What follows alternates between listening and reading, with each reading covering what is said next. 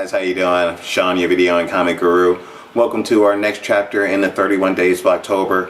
We're going to be focusing on the best Halloween films in my collection. And this one, 1974, basically just changed horror films as you know it.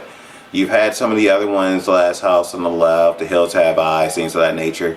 But this film, this one just spawned movies that without this you wouldn't have Freddy, you wouldn't have Jason, and that is the Texas Chainsaw Massacre.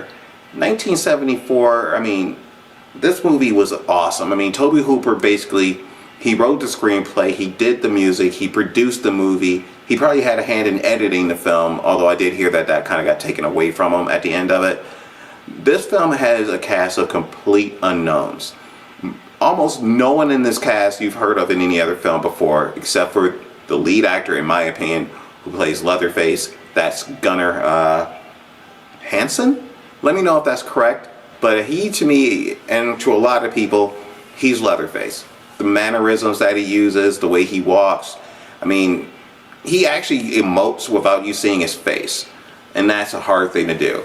And I heard as they were doing later on in the sequels, they didn't want to bring him back. I think mainly because they just wanted to go with someone cheap or someone they thought they can control. But he really did set the pace on how this character reacts to people. He did like what Jason and what Mike Myers did. He made a more childlike character. But you had some incredible kills in this movie. And I'm not a slasher film guy. I know I have, you know, some of the classics in this list. But the meat hook scene, I mean, you get chills if you don't, you know, if you got a soul at all, you're going to get chills when this girl gets put on the meat hook. And this movie, this actually is the 30th anniversary edition. I will be getting the original cover, but this one was such a great deal, I had to go for it. But that shows you how long this movie has been around and the legs that this movie has. So this is a 30th anniversary. But most recently, the 40th anniversary came out, and it still holds up. I mean, it's a beautiful piece of art. It shows you how you should film it. I mean, they filmed this movie in, I think, 3 weeks. And the scene in the house with all the chicken bones, everything else, it was probably about 120 degrees in that house. And everything began to rot on them.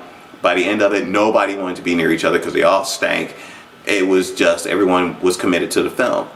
Unfortunately, when it came out, the studios and the people behind it basically took all the money.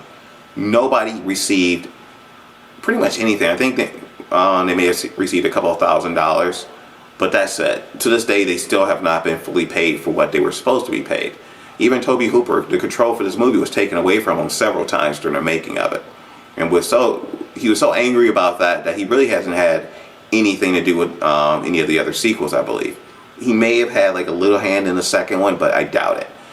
But this also spawned the sequel that came out in, I believe, 1999. But let me know what, if I'm correct on that. Hit me up on the comment. Let me know when this movie actually came out. Like I said, I think it's 1999. But only person who you know in this film is Jessica Biel and that beautiful tight t-shirt that she wore. But it was just as good to me as the original Texas Chainsaw because they created that same feel. But they didn't create that annoying asshole character they had in the first one, the guy in the wheelchair. They left that character out. In this one, you really just have 4 people on a road trip going through a small town. Car breaks down. They actually end up running into this girl before that, who's just running down the street, which kind of is a little reminiscent to the first one. But in this one, they pick her up, and then they end up being stopped by the cops. And the cop in the movie is, if you've seen anything else, you know how that goes. But this film has some great scares in it, and it did some great things that the first one didn't do as far as the kills as well. It wasn't as graphic, but it was just better filmed. It's like they took notes on how the first one was made. But again, you can't get this one without that one. And to me, if you only have this in your collection, you're fine. Nothing else matters. This particular one I definitely recommend because it is a 2-disc DVD.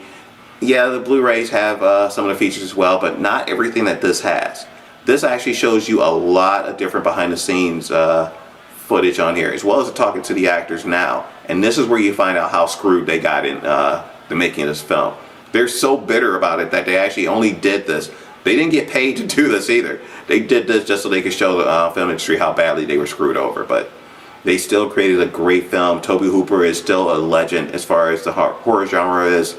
Let me know what other horror films Tobe Hooper did, because he did quite a few.